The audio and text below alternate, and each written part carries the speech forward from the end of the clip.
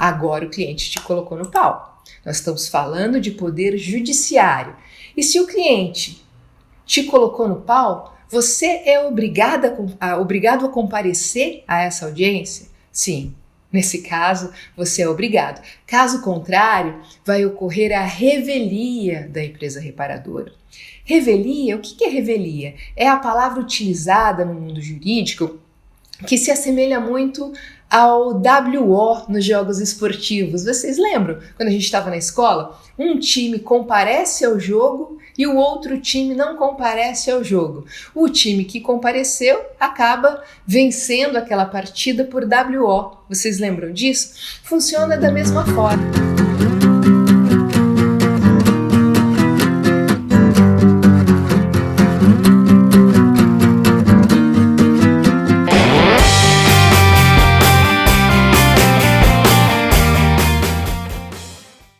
Olá, amiga reparadora! Olá, amigo reparador, tudo bem? Eu sou Alessandra Milano Moraes, advogada, especialista no setor automotivo. E nós estamos hoje aqui no nosso 5º episódio do podcast Reparação Legal. Gente, ao longo desse tempo, desde que eu decidi levar informação de qualidade para as empresas reparadoras através desses vídeos, que por enquanto estão divididos em 2 programas, 2 podcasts diferentes, o Reparação Legal e o Oficina com Direito. Eu tenho recebido vários feedbacks, vários retornos de vocês de muito valor. Primeiro porque é esse feedback que me traz muitas das dúvidas do setor automotivo que nós estamos conversando aqui, e essas dúvidas unidas à minha experiência no setor automotivo contribuem com o valor, com a utilidade do conteúdo dos nossos vídeos. Segundo, porque me deixam muito contente, porque me fazem perceber que eu estou no caminho certo, que eu estou conseguindo fazer chegar a informação de qualidade e com qualidade para todo o nosso setor da reparação automotiva. Então, muito obrigada por esse retorno, obrigada pelos comentários, obrigada pelas sugestões. Eles estão sendo, com certeza, muito úteis, não só para mim, como para todo o nosso setor. E o nosso assunto de hoje diz respeito a um receio de muitas das empresas reparadoras de virem a ter problemas com os seus clientes e que esses problemas acabem chegando até o PROCON ou até o Juizado Especial Cível, que é o antigo Juizado de Pequenas Causas. Bom, para a gente falar sobre isso, é importante, num primeiro momento, que a gente venha relembrar a definição do que é de fato relação de consumo. Nós já vimos antes que relação de consumo é aquela que é regulamentada por uma lei, que é conhecida como Código de Defesa do Consumidor, que é aquela do livrinho que fica lá na recepção da oficina. Essa lei é uma lei razoavelmente recente no nosso ordenamento jurídico, porque ela é de 1990. E essa lei ela é curiosa porque ela introduziu no nosso país, na nossa sociedade, hábitos e regras que antes do advento do Código de Defesa do Consumidor não existiam. Por exemplo, antes do código, antes dessa lei, os produtos eles não vinham com a data de validade. Vocês lembram disso? Eu costumo brincar que antigamente, para a gente saber se o iogurte estava vencido ou não, a gente cheirava. E se o cheiro estivesse bom, estava tudo bem. Era assim que a gente resolvia as coisas. Outra coisa importante e bem interessante que veio com o Código de Defesa do Consumidor é o seguinte, é importante que a gente tenha isso em mente. O expor o cheque devolvido ou divulgar o nome do consumidor inadimplente, aquele que não paga, ele é ilegal. Vocês lembram antigamente do vidro da padaria, aquele vidrão da padaria em que o padeiro colava lá todos os cheques que tinham sido devolvidos? Lembram como é que era isso? Hoje em dia, isso não pode mais ser feito, senão, além do seu cliente não te pagar, além do consumidor não pagar por aquele cheque, ele ainda vai ganhar o dinheiro seu através de um pedido de indenização. Tem uma outra situação, o consumidor que for cobrado em quantia indevida, ele deverá ser ressarcido em dobro. E o que é isso? A gente tem que tomar muito cuidado com aquelas situações em que o cliente ele deixa um cheque em garantia na oficina por determinado serviço. Em vez de pagar de uma vez, ele vai pagando aquele cheque aos poucos. Vamos pensar que a gente contrata um funcionário novo ali para o escritório e esse funcionário acaba não sendo avisado de que parte do valor constante daquele cheque já foi pago. Ele pega e liga para o cliente, cobrando o valor total do cheque. Ou pior, ele manda aquele cheque para compensação bancária. Bom, complicado. Nesse caso, o cliente que é cobrado em quantia indevida pedirá uma coisa que a gente chama de repetição de indébito no mundo jurídico. E o que é isso? Repetição de indébito é que o cliente ele vai ter o direito de pedir a indenização da oficina, a indenização da empresa reparadora, do valor em dobro daquilo que foi cobrado dele e que ele não devia. Complicado, são coisas que a gente tem que prestar atenção. E são alguns detalhes, né, que passaram a fazer parte da nossa vida após a entrada em vigor do Código de Defesa do Consumidor. Tudo bem? Já lembramos mais ou menos o que é a relação de consumo que a gente já falou anteriormente. Vamos agora entender o seguinte, o que é a relação de consumo de fato? Quando que nós podemos dizer que a relação é de fato relação de consumo? Quando o consumidor, o nosso cliente, ele é o consumidor final, que é aquele cara que compra um produto ou um serviço para uso próprio, ele não compra para revender. Então aquele produto ou aquele serviço passam a fazer parte do seu patrimônio, tudo bem? Certo. O que é importante para nós? A gente entender que o nosso relacionamento, o da oficina, da empresa reparadora, com o cliente é relação de consumo sempre. Mas o nosso relacionamento com a loja de autopeças, por exemplo, não é relação de consumo, então não é regulamentado pelo Código de Defesa do Consumidor. Por que não é relação de consumo? Porque a gente compra a peça da autopeça para revender para o cliente, para aplicar aquela peça no veículo do cliente. Tudo bem? Tá, voltamos lá para o nosso assunto. E o PROCON? O que é o PROCON? PROCON, ele é um órgão público ou é um órgão privado? É um órgão público. Ele é um órgão judicial ou extrajudicial? Ele é um órgão extrajudicial. E quais são as funções do PROCON? O que ele faz? Bom, o PROCON ele tem a função de orientar os consumidores com relação aos seus direitos, aqueles direitos derivados do Código de Defesa do Consumidor. Ele também tem a função de intermediar acordos, de buscar soluções quando houver um problema, houver um litígio, a gente chama esse problema de litígio numa relação de consumo. Que mais? O PROCON ele também tem a função de fiscalizar. Ele é um órgão fiscalizador das relações de consumo. Ele fiscaliza se as empresas fornecedoras, que somos nós, trabalham respeitando aquilo que prevê a lei, aquilo que prevê o Código de Defesa do Consumidor. E uma coisa bem importante que a gente tem em mente, não esqueça que nós vamos falar daqui a pouco, é que o PROCON tem poder de multa. Nossa, tem poder de multa sim. O PROCON tem poder de multa. E o que isso tudo que eu falei quer dizer, Para que serve para nós? Quer dizer que se chegar na oficina uma intimação do PROCON ali, me pedindo para comparecer a uma audiência, o cliente me colocou no pau? Não. Num primeiro momento, o cliente não me colocou no pau, justamente porque como nós falamos anteriormente, o PROCON é um órgão extrajudicial, ele não é um órgão que pertença ao poder judiciário. Ah, entendi. Então eu não preciso ir na audiência do PROCON quando eu recebo aquela intimação para comparecer? Precisar, não precisa, mas eu recomendo que você vá para demonstrar a sua boa-fé, a boa-fé da sua empresa, o interesse da empresa reparadora em solucionar aquele problema, demonstrar para o PROCON que a empresa reparadora trabalha de acordo com o que prevê o Código de Defesa do Consumidor e também, claro, para tentar fechar um acordo, para tentar um acordo com o cliente e resolver aquela pendência.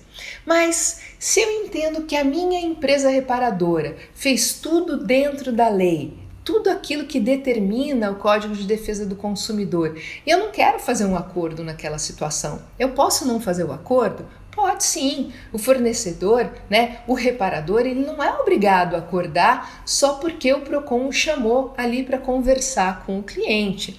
Mas, nesses casos, o que acontece? Nós fomos até o PROCON, houve audiência e nós não conseguimos chegar a um acordo. Normalmente, nessas situações, o PROCON acaba orientando aquele cliente, acaba orientando aquele consumidor para ajuizar uma medida judicial, para ajuizar uma ação no Juizado Especial Cível, como eu falei, que é o antigo Juizado Especial de Pequenas Causas, ou, dependendo do valor a ser discutido ali, na Justiça Comum.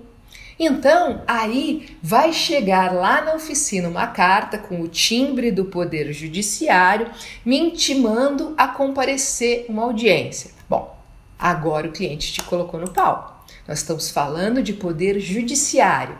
E se o cliente te colocou no pau, você é obrigado a comparecer a essa audiência? Sim, nesse caso você é obrigado. Caso contrário, vai ocorrer a revelia da empresa reparadora.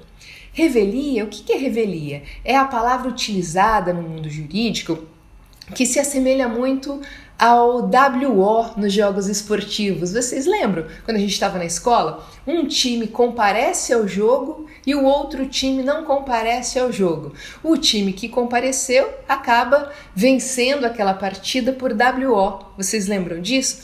Funciona da mesma forma, só que no mundo jurídico a gente diz o seguinte: presumem-se verdadeiros todos os fatos alegados na petição inicial, que é o pedido inicial ali do cliente, do consumidor, aquele pedido inicial feito pelo cliente. E a empresa vai perder aquela ação. De fato, já perdeu pela revelia, pelo WO. Claro, não necessariamente o juiz vai conceder, vai determinar que se pague todos os valores pedidos pelo cliente. Mas como todos os fatos alegados pelo cliente vão ser presumidos como verdadeiros, como verdade, o juiz vai, dentro daquilo que foi colocado no processo, determinar, arbitrar um valor que a empresa reparadora vai ser sim obrigada a pagar para o cliente a título de indenização. Eu me lembro, inclusive, de um caso que aconteceu com uma oficina que depois disso que aconteceu, veio a ser minha cliente. Essa oficina, ela é lá de Taboão da Serra, uma cidade próxima à capital de São Paulo. O que aconteceu? Um cliente entrou com uma medida judicial contra essa empresa reparadora no Juizado Especial Cível da cidade onde ele, cliente, aliás era ela cliente morava, que era uma cidadezinha pequena e bem distante, inclusive, da oficina. Bom, lá na oficina eles receberam a intimação do Poder Judiciário para que eles comparecessem, para comparecer a uma audiência de tentativa de conciliação. Conciliação é acordo, tentativa de acordo. Bom, por conta do valor da causa, eles viram ali que entenderam naquele momento que não havia necessidade de contratar um advogado. E só abrindo um parêntese aqui, que eu acho que é importante que a gente veja isso. O JEC, que a gente chama de JEC, o Juizado Especial Cível, permite que apenas pessoas físicas, entrem com ações, com medidas judiciais por lá, através do Juizado Especial Cível, com um valor da causa de até 20 salários mínimos sem a necessidade de advogado e de até 40 salários mínimos, mas dessa vez com a necessidade de serem representados por um advogado. E sem querer puxar sardinha aqui para o meu lado, eu recomendo sempre, a contratação de um advogado. E eu vou explicar por quê, através inclusive desse exemplo, dessa história que eu vou contar para vocês. Bom, eles receberam, a empresa recebeu e os sócios da oficina lá de Taboão, que eram 2, decidiram que eles iriam, eles mesmos, sozinhos, à audiência lá na cidadezinha distante, inclusive. Eles chegaram lá para a audiência começou, foram apregoadas as partes, quer dizer, foram chamadas todas as partes, todo mundo teve que se apresentar, dizer quem eram, né? Foram pedidos os documentos para todo mundo e eles apresentaram os seus documentos de identidade, né? Os seus RGs. Mas eles não estavam lá representando a empresa reparadora, eles não estavam lá representando a oficina deles, a pessoa jurídica e não suas pessoas físicas? Estavam. Acontece que o documento que comprova que eles eram os representantes da pessoa jurídica, né, da empresa reparadora, da qual eles eram sócios, é o contrato social da empresa.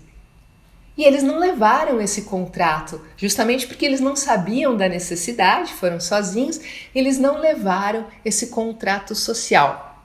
Bom, sem o contrato social que comprova que eles eram os representantes da empresa, significa ali para a audiência que a empresa não foi, que a empresa não compareceu à audiência. E o que aconteceu? O que vocês acham que aconteceu? Bom, o WO, aconteceu a revelia. Nossa, mas não é permitido juntar esse contrato social depois? Olha, só é permitido se o advogado da outra parte autorizar. É claro que a outra parte não vai autorizar se ele já ganhou a ação. Para que ele vai abrir mão, né, de ter vencido a ação de uma maneira tão fácil? Então deu revelia. E ali, a sorte deles, inclusive, que quando a juíza era uma juíza, estava ali dando a sentença, ia proferir os termos da sentença, determinando a condenação, né, da empresa reparadora e tudo mais, a cliente e o advogado dela pensaram e acharam que poderiam ganhar mais dinheiro com aquela ação. E o que eles fizeram? Eles pediram para a juíza, eles falaram para a juíza que estavam desistindo daquela ação antes do julgamento do mérito, antes que a juíza julgasse o processo. E por que isso, gente? Porque, processualmente falando, uma pessoa não pode nunca entrar duas vezes ou mais com a mesma ação. Quer dizer, com as mesmas partes, o autor, que é quem entra com a ação, e o réu, que é quem responde à ação, né? Quem é processado, com o mesmo objeto, né? Que é o pedido final da medida judicial na ação ali, e com a mesma causa de pedir, que é o motivo, né? O acontecimento, os fatos que levaram aquele autor entrar com aquele processo, né? Com aquela medida judicial. Então a gente não pode entrar duas vezes com a mesma ação, desde que essa primeira ação já tenha sido julgada, se tiver uma sentença final, uma decisão final, que a gente chama de decisão transitada em julgado. Decisão transitada em julgado é aquela que não cabe mais nenhum recurso ou que já tenha passado o prazo para qualquer recurso. Então, transitou em julgado. Aquela decisão é a decisão final.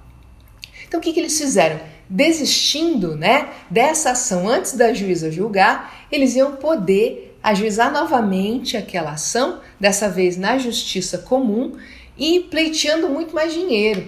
Eles queriam muito mais dinheiro. Eles queriam entrar com uma ação pedindo uma indenização superior aos 40 salários mínimos, que são o teto, né, dos juizados especiais cíveis.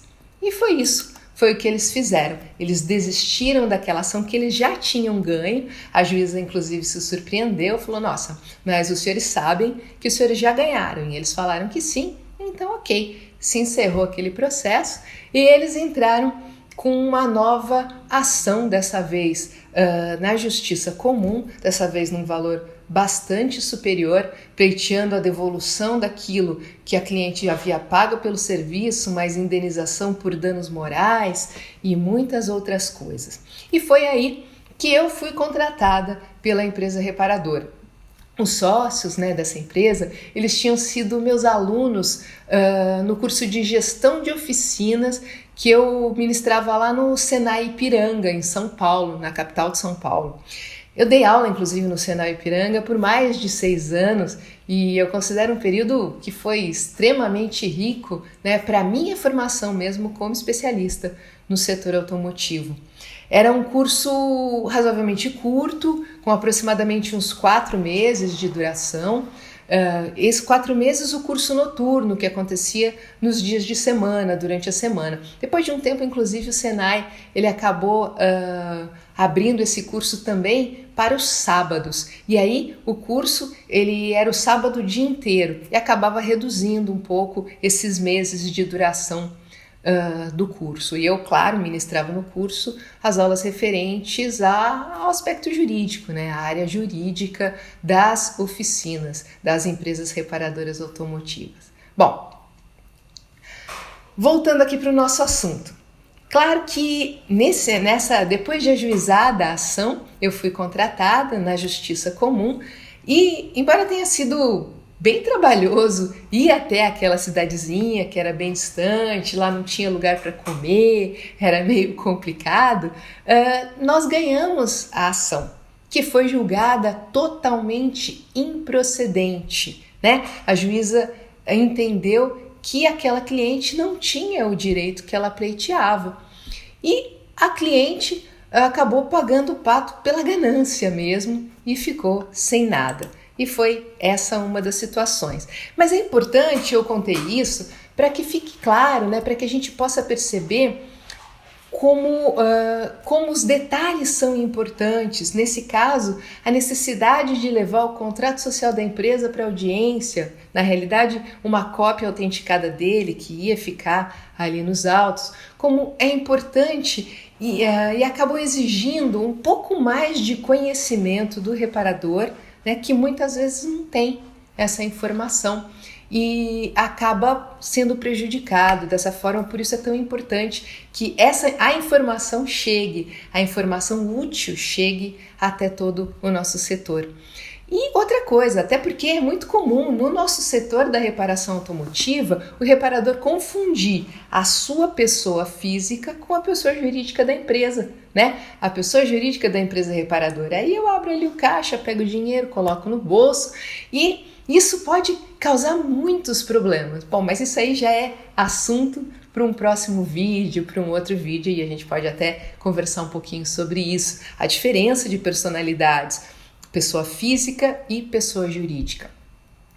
Vocês lembram daquilo que eu falei com relação ao PROCON? Que o PROCON tem poder de multa e ressaltei lá para a gente não esquecer? Vamos falar um pouquinho sobre isso. É importante, né, que o nosso setor preste bastante atenção nisso, porque algumas vezes o fato de o PROCON ser um órgão extrajudicial, ele é um órgão público, extrajudicial quer dizer, ele não pertence ao poder judiciário, mas ele tem poder de multa e ele tem processos administrativos internos, isso pode acarretar algumas confusões. E eu vou contar para vocês uma confusão que aconteceu há uns anos atrás. Uma vez, uma oficina também, minha cliente, recebeu uma intimação do PROCON dizendo que um cliente havia feito uma denúncia, né, alegando que a empresa reparadora tinha agido de maneira contrária ao que determina o Código de Defesa do Consumidor e por conta disso o PROCON ele multou a empresa reparadora. Chegou uma multa para que a empresa reparadora, uma multa até bastante salgada, para que a empresa reparadora pagasse. Esse mesmo consumidor, deixa eu explicar o caso para vocês, que era cliente da oficina, foi lá no PROCON, contou a história dele e a história dele era a seguinte: a oficina tinha feito uma distribuição de panfletos ali, de folders com ofertas, né, com promoções de determinados serviços e peças que estavam sendo aplicados ali na oficina. Com relação à troca de peças, e dentre elas havia uma que eu já não me lembro exatamente qual era a peça, que servia para vários veículos da marca Fiat. Só que no final ali da propaganda, no final ali daquele folder, daquele panfleto, existia uma pequena observação, com letrinhas um pouquinho menores, mas que explicava que a promoção ela servia para todos aqueles modelos Fiat, exceto para os modelos Fire, que eram muito comuns na época. O veículo do cliente, claro, era um modelo Fire e ele se sentiu lesado. Ocorre que antes de realizar o serviço, a empresa, os funcionários da empresa explicaram tudo para o cliente. Foi feito um orçamento do serviço, ele autorizou aquele orçamento, o serviço foi realizado e o cliente pagou por esse serviço executado. Mas depois disso, ele foi para casa, acho que pensou um pouco e deve ter chegado à conclusão errada de que agiram de má fé com ele. Ou até pode ter sido convencido por aquele cunhado advogado que todo mundo tem. Bom, brincadeiras à parte, ele foi ao Procon, levou os panfletos, contou a história e foi também ao Juizado Especial Cível, e entrou com uma medida judicial contando a mesma história, exatamente a mesma história que foi contada no Procon, juntando os mesmos panfletos como documento. A empresa reparadora, a oficina, recebeu primeiro a intimação do Procon, da multa, e depois a do Juizado Especial Cível, e me contatou, informando sobre essas intimações. Eram 2 processos praticamente idênticos, mas um era um processo administrativo que gerou a multa, que era, como eu falei para vocês, bem carinha, bem salgada. E o outro era a medida judicial, dentro do Juizado Especial Cível. Bom, eu fiz a defesa nos 2 processos que foram, claro, por óbvio, praticamente iguais, respeitando os órgãos, que um era um órgão administrativo e outro era um órgão judiciário. O juiz, no Juizado Especial Cível, que faz parte do Poder Judiciário, julgou a ação totalmente improcedente. Quer dizer, a oficina, minha cliente, ganhou a ação. Ganhou a ação por quê? Porque o juiz entendeu que aquele ato ilícito não ocorreu. Que o que a oficina fez estava sim de acordo com aquilo que prevê o Código de Defesa do Consumidor. Mas o Procon, ele não aceitou a nossa resposta e manteve a multa.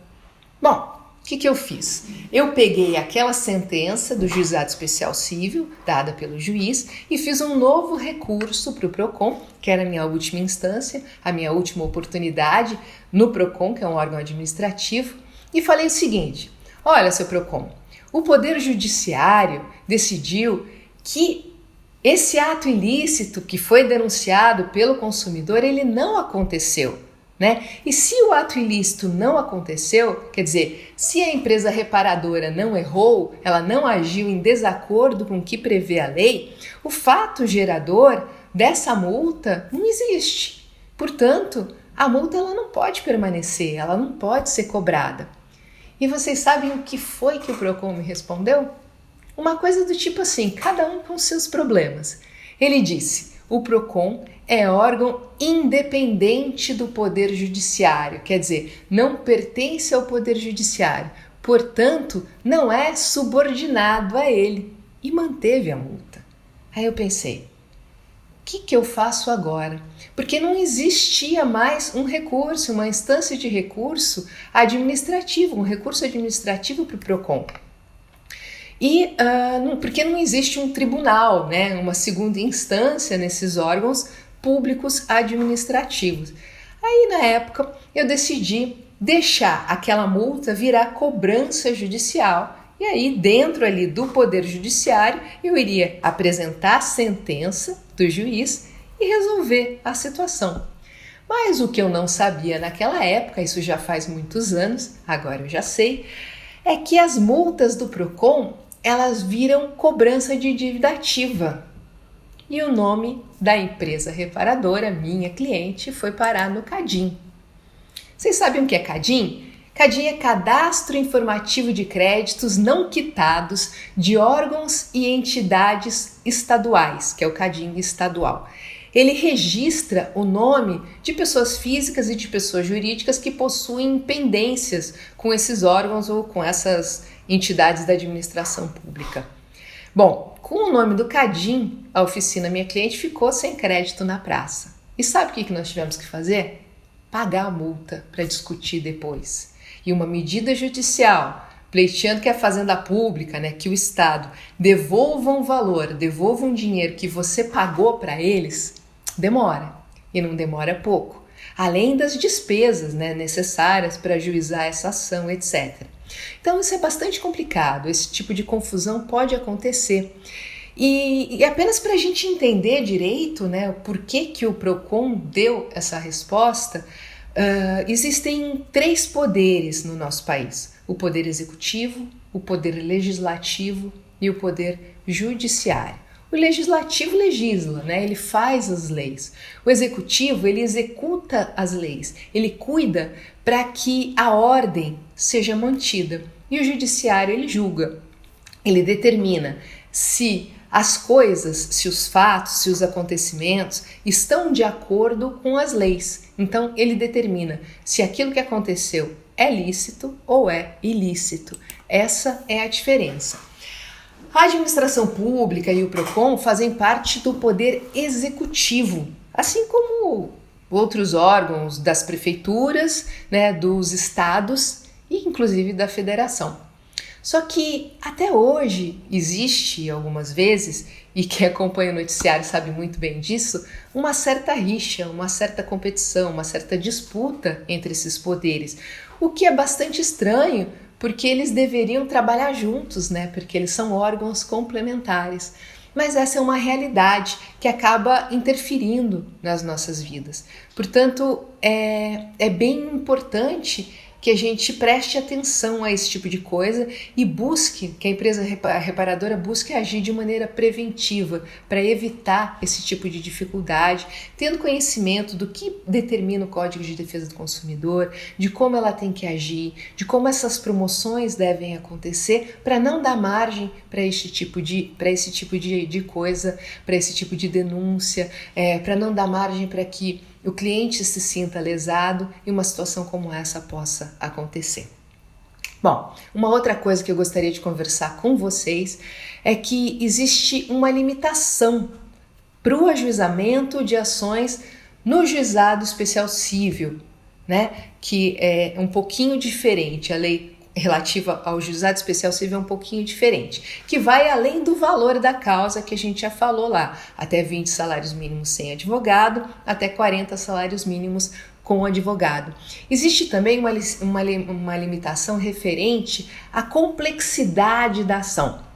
Então, se houver necessidade de realização de perícia técnica, por exemplo, o juiz do Juizado Especial Cível vai declinar da competência. O que é isso? Ele vai encerrar o processo sem julgar, né? Sem tornar a coisa julgada, sem o julgamento do mérito, dando para o autor, que é quem entra com a ação, a alternativa de entrar com uma nova medida judicial, mas dessa vez uma medida judicial na justiça comum.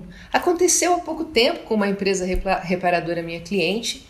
O que houve? O consumidor ele alegou que o serviço que foi executado não ficou bom. E como ele era de outra cidade, ele não se deu ao trabalho nem de levar o veículo na oficina para a oficina verificar se de fato era caso de garantia e, se fosse caso de garantia, prestar essa garantia. O que ele fez? Ele entrou direto com uma ação junto ao Juizado Especial Cível, junto ao JEC, pedindo a devolução do dinheiro que ele gastou e mais danos morais. Era uma ação até com um valor da causa bastante razoável.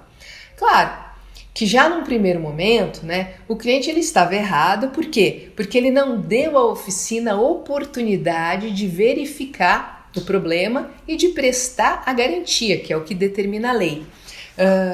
Mas sem analisar isso, o que o juiz fez? E tendo em vista o assunto discutido, que dizia respeito à parte mecânica de um automóvel, dizia respeito a serviços do setor da reparação automotiva, e entendendo que poderia até haver a possibilidade da necessidade de uma realização de perícia técnica, ele encerrou o processo e declinou da competência, como nós falamos antes. E falou, bom, se o cliente quiser, se o autor quiser, ele entre com essa medida judicial na justiça comum.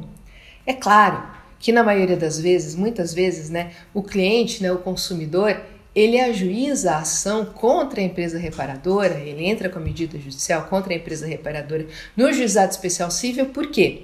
Porque lá ele não paga nenhuma taxa, ele não paga as custas processuais, as despesas processuais, e também porque se ele perder a ação, ele não será obrigado a pagar os honorários de sucumbência para o advogado da outra parte, que é a oficina. Deixa eu explicar isso para vocês. O que ele acaba vendo a necessidade, quando ele vê a necessidade de pagar essas custas, né, ter essas despesas na justiça comum, além de correr o risco de perder a ação e ter que arcar com essas verbas sucumbenciais, ele acaba desistindo de entrar com a ação. Verbas sucumbenciais. O que são verbas sucumbenciais? Gente, sucumbência é um princípio pelo qual a parte que perde, né, a parte perdedora no processo, ela é obrigada a arcar com honorários do advogado da parte que venceu. Né? Além disso, a sentença ela determina, a decisão do juiz, a sentença ela vai determinar que o vencido, quem perdeu, arque com os honorários ali que o juiz arbitra e também com as despesas que a outra parte antecipou, quer dizer, com as custas e despesas processuais, que são aqueles boletos, aquelas guias geradas que são pagas para se ajuizar a ação ou para outros atos processuais.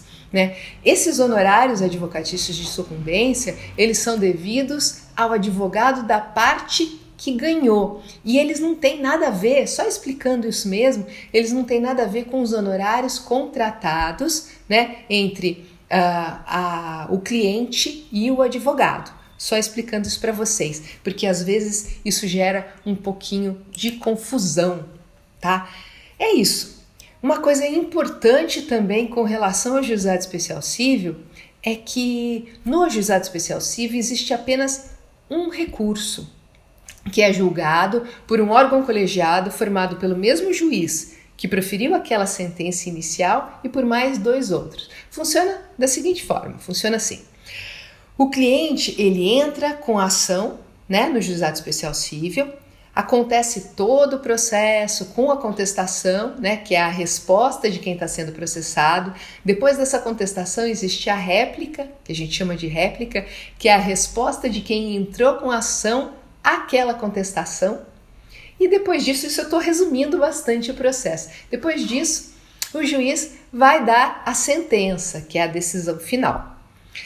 Se essa decisão final, se essa sentença for contra mim, né, se eu não ficar feliz com essa decisão do juiz, no juizado especial cível eu só tenho um recurso e eu vou recorrer a esse órgão colegiado.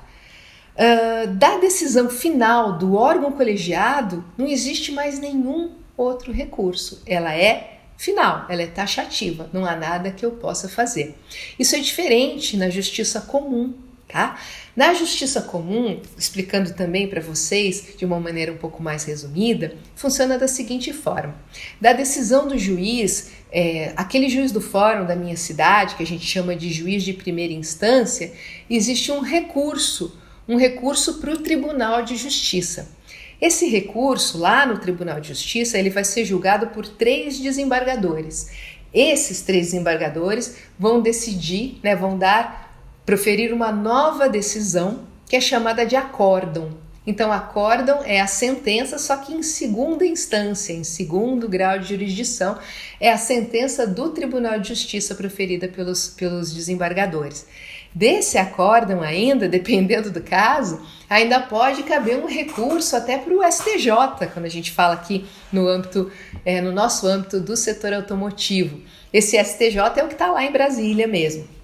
Bom, no meio do caminho disso ainda, existem vários outros recursos menores, recursos internos. Então, já aviso aqui para vocês, se o processo demorar, não adianta falar mal do advogado, que está apenas fazendo o seu trabalho, tá, gente? Submetido a todas essas regras processuais, né? E buscando fazer valer o direito dos seus clientes. Então, já estou aqui puxando sardinha para o nosso lado, porque realmente é bastante complexo. Claro que quem tem que saber disso tudo, né, quem tem que saber os aspectos processuais é o advogado, não é o reparador, né? Mas é muito importante que a gente, que as empresas reparadoras saibam que isso existe, até para poder cobrar e poder administrar melhor essas situações. Porque para nós é importante fazer o melhor que a gente puder para nós, quando eu falo nós, empresas reparadoras, é importante que a gente faça o melhor que a gente puder, agindo preventivamente, através daquilo que a gente já falou anteriormente, que é o direito preventivo. Com essa prevenção, também no aspecto jurídico, da nossa oficina, a gente evita entrar nesses processos que são longos, que são caros e que são cansativos também. Então, a gente evita uma dor de cabeça maior, sabendo agir preventivamente, conhecendo antecipadamente quais são os direitos e aquilo que eu devo efetivamente fazer dentro da empresa reparadora. É isso. Você gostou do assunto de hoje? Esse assunto foi útil para você? Se foi, compartilhe com seu amigo reparador. Muito obrigada, gente. Um abraço e até a próxima.